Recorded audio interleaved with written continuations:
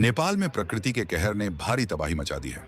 नेपाल तिब्बत सीमा के pass glacier और चट्टानों के ढहने से आई भीषण बाढ़ और मलबे की चपेट में कई इलाके आ गए हैं।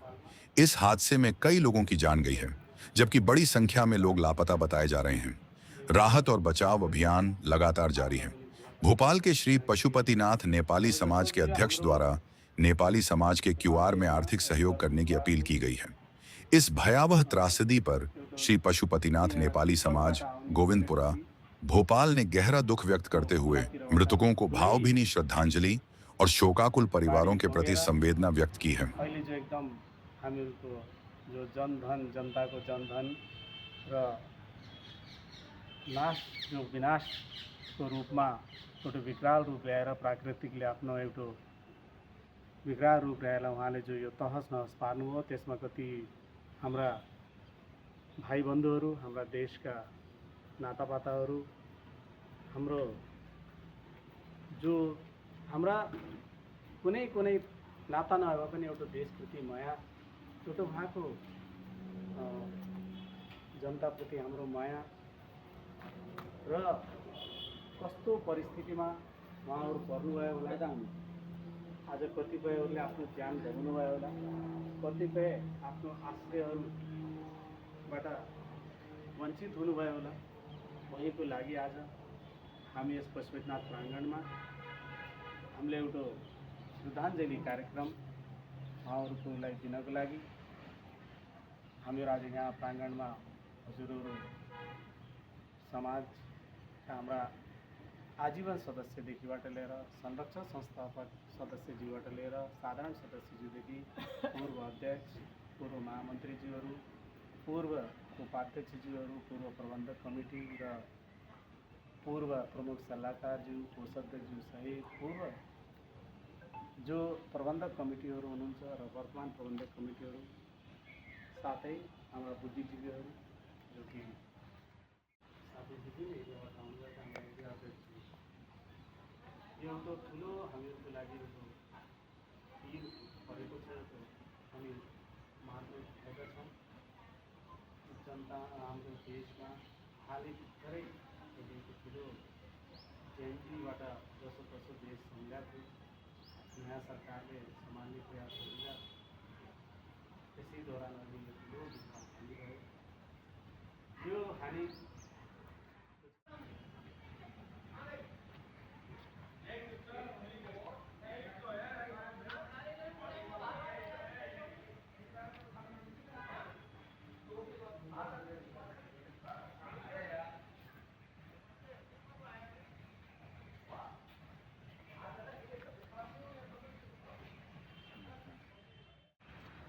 उपस्थित सबै आदरणीय साथीहरू, हिजो बिहान नेपालमा घटेको प्राकृतिक आपदामा जनधनको जति क्षति भयो, जसको आकलन गर्नै अझै सकिएको छैन, सरकारले सकेको छैन, त्यति धेरै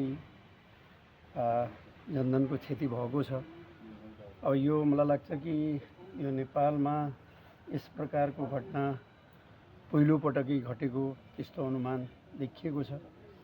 यस प्राकृतिक आपदाबाट जो आपसका होलान्, नेपालका हाम्रा नेपालका सपुतहरू होलान्, दिदीबहिनीहरू होलान्, बाहिरबाट गएका पर्यटकहरू होलान्, उहाँहरूले जुन एउटा ज्यान गुमाउनु भएको छ, यति ठुलो पीडा पर्नु कहीँ न कहीँ देशको लागि काफी ठुलो पीडाको समय हो। यस पीडाको समयमा हामी धेरै ठुलो कुरो गर्नुभन्दा पहिल्यै केवल हामीले उहाँहरूको एउटा जो हाम्रोसँग रहनुभएको छैन, उहाँहरूको एउटा राम्रो श्रद्धाञ्जली, अनि पछि जो पीडित हुनुहुन्छ उहाँहरूलाई हामीले एउटा सानो सानो जसरी सहयोग गर्न सकिन्छ त्यो हिसाबले हामीले सहयोग गरेर उहाँको पीडालाई त हामीले उ गर्न सकिन्न, फेरि पनि केही कम मात्रामा हामीले जसरी सकिन्छ त्यसबारेमा हामीले सहयोग गर्नुपर्छ। यस्तो परिस्थितिमा हामी अगाडि बढेर हामीले गर्नै पर्छ जस्तो लाग्छ। यसरी पनि कि यो हामीले आजभन्दा 5-6 वर्ष पहिले जुन एउटा विध्वंसकारी घटना भूकम्पको बाट जुन घटेको थियो, अहिले हालै केही 4-6 महिना पहिल्यै एनजीको आन्दोलनबाट जुन सपुतहरूले ज्यान गुमाउनु पर्यो र अहिले एउटा प्राकृतिक आपदाबाट जुन पीडादायक स्थिति माहौल बनेको छ, यसमा देशलाई सक्षम हुने अनि सबै नागरिकहरू जो एउटा पीडाबाट बाहिर आउनुभएको छ, जो हामीसँग अहिले रहनु भएको छैन, उहाँको श्रद्धाञ्जली तथा पीडाबाट बाहिर भएकोलाई हामीले जे जसरी सहयोग गर्न सकिन्छ त्यस हिसाबले सानो सानो सहयोगबाट ठुलो सहयोग हुने हो, त्यसमा हामी सबै सहभागी हुनुपर्छ र मैले आफ्नो व्यक्तिगत तर्फबाट उहाँहरूप्रति हार्दिक श्रद्धाञ्जली अर्पण गर्दछु। जय पशुपति।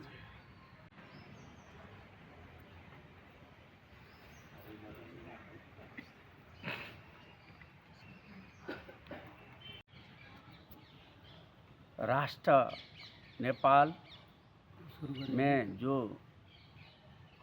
अकल्पनीय घटना हुआ है, इस घटना का सारांश भोले प्रभु कर सकते होंगे।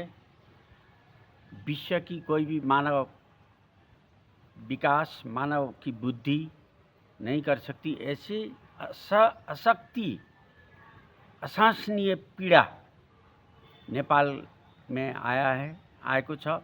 यो पीडालाई व्यक्तिको भावबाट दर्शन गर्न सकिँदैन।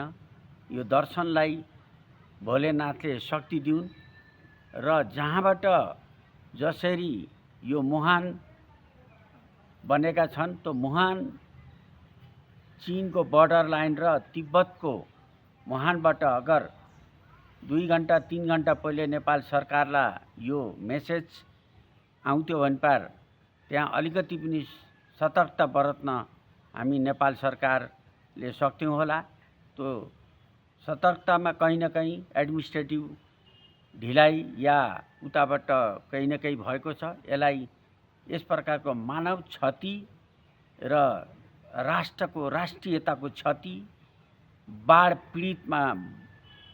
पीडित भएका परिवार, मट्टी पञ्चतत्वमा विलीन मृत्युपछि भए जस्तै घाम लागेको समग्र नेपालमा एउटा छायाको सरह, आसमानबाट आए सरह मौतको रूपमा जो परिणित घटित यो घटना घटेको छ, यो घटना मानवीय भन्दा माथि रहेको हुँदा यसप्रति घोर हाम्रो हृदयदेखि नै विरोध छ र यो प्रक्रिया मानवीय र भगवानको प्रक्रिया हो भने पार यसलाई स्वीकार गर्नु अलावा केही नरहेको हुँदा भारत प्रवासबाट हामीलाई नेपाललाई एउटा हेलिकप्टर गइसकेको छ। मेलमिलापको मानवीय स्तरमा भारत प्रथम आइसकेको छ।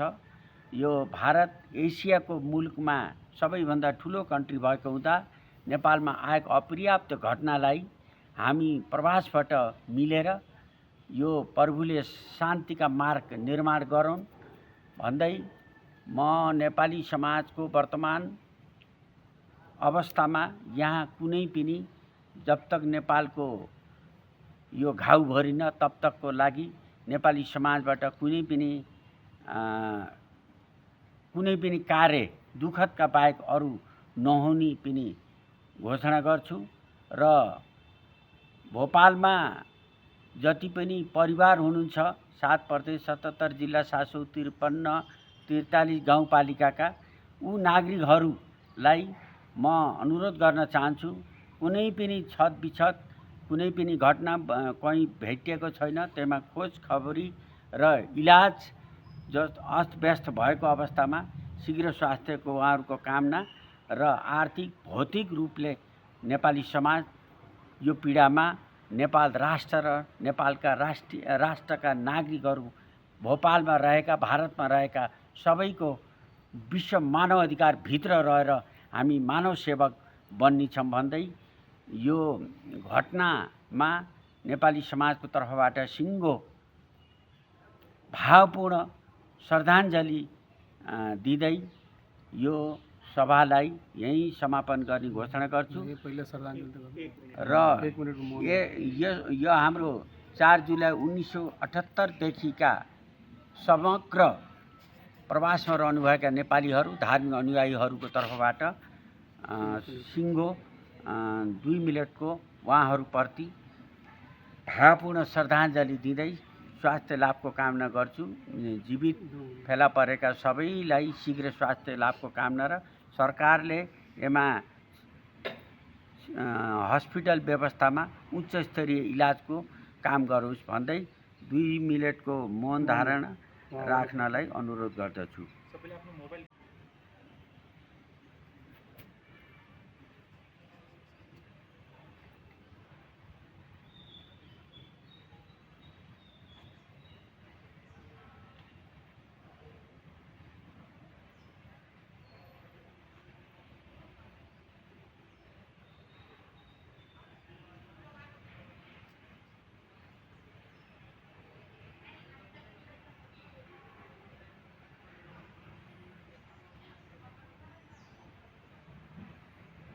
म धेरै शब्द नभन्दै म अब आदरणीय अध्यक्ष महोदय श्री लोकमणि घिमिरेज्यूसित यस कार्यक्रमलाई अगाडि बढाउनका लागि हार्दिक अनुरोध गर्दछु।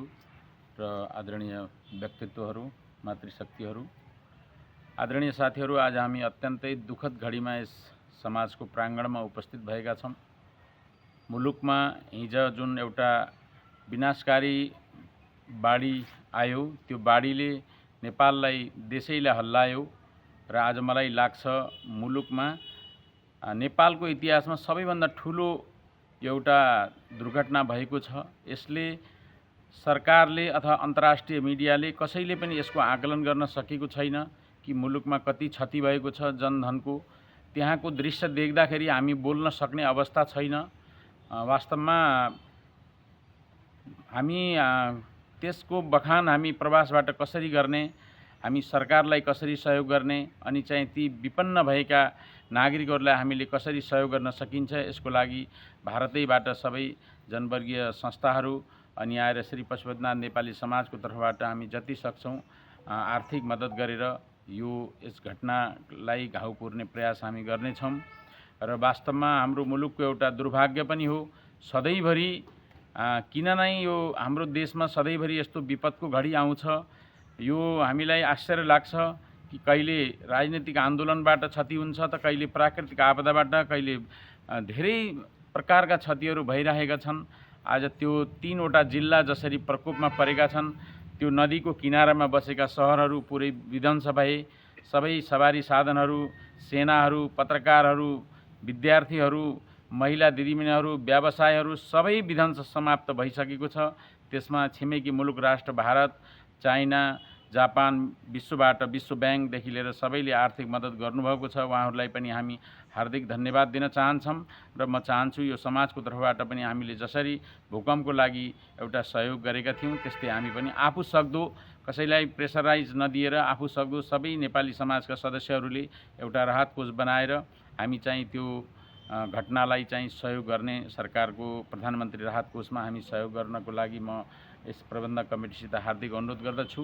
र जो पनि दुर्घटना घट्यो हाम्रो बिचमा हाम्रा जुन मानवहरू रहनु भएन उहाँहरूप्रति चिरात्मा शान्तिको कामना गर्छु र भगवान पशुपतिनाथसित प्रार्थना गर्छु कि यस्तो दैविक आपदा मेरो मुलुकमा अथवा संसारमा कहिले पनि नपरोस्।